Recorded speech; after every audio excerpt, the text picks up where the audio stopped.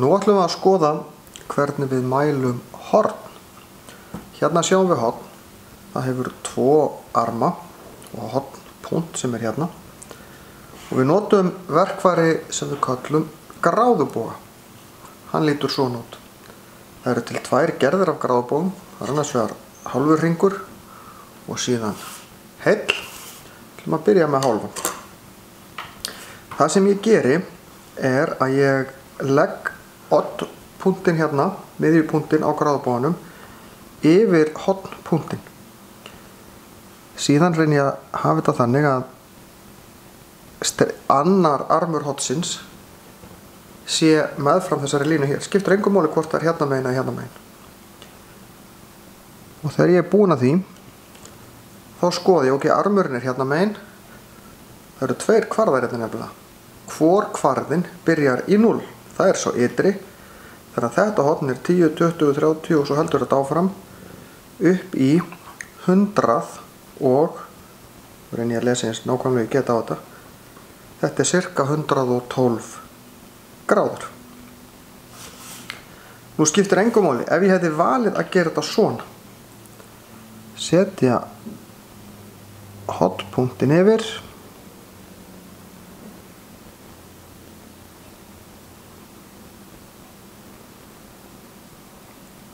einhvern veginn svona, en þá er það innri kvarðin, séð, hann byrjar í 0 hér, þá er það 10, 20 og innri kvarðanum upp í 100 og 10, 11.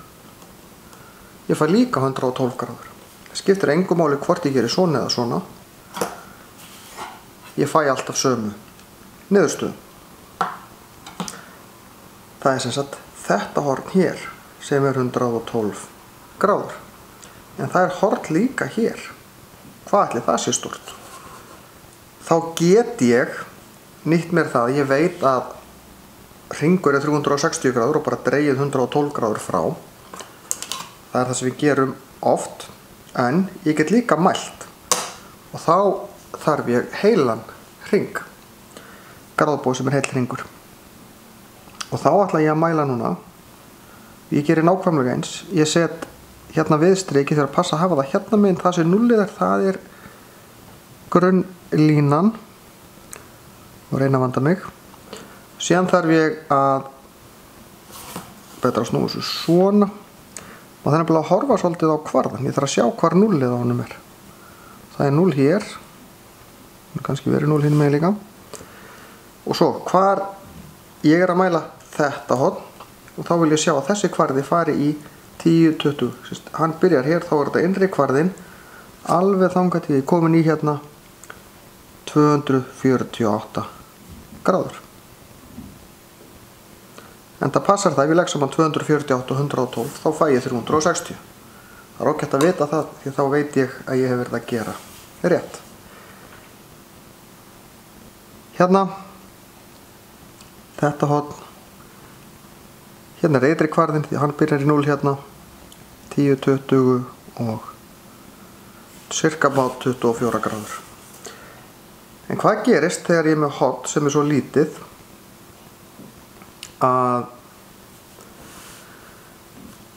armarnir ná ekki upp í gráðubogann? Hvað þá? Og ég þá bara sirka þetta eitthvað inn út. Það er náttúrulega voðalega góð vísindi.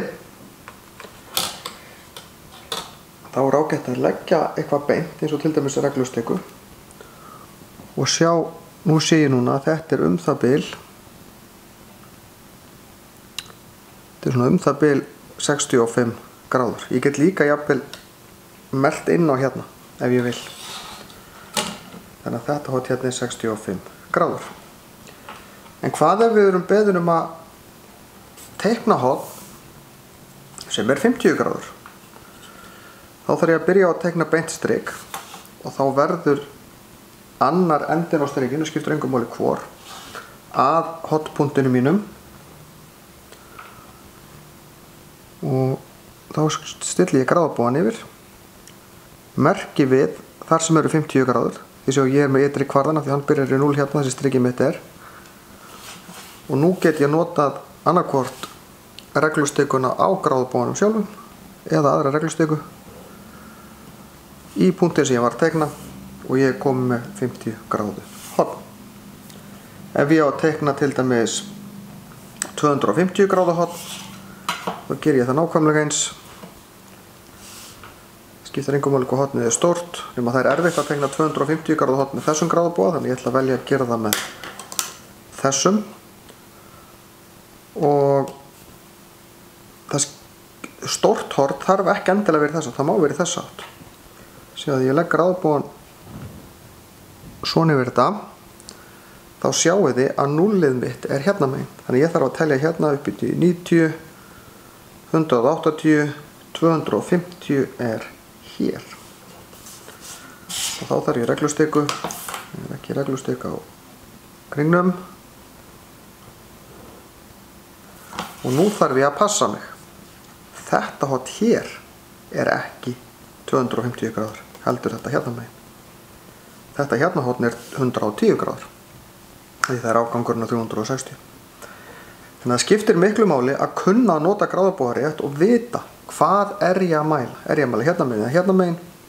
Hvað ég að gera?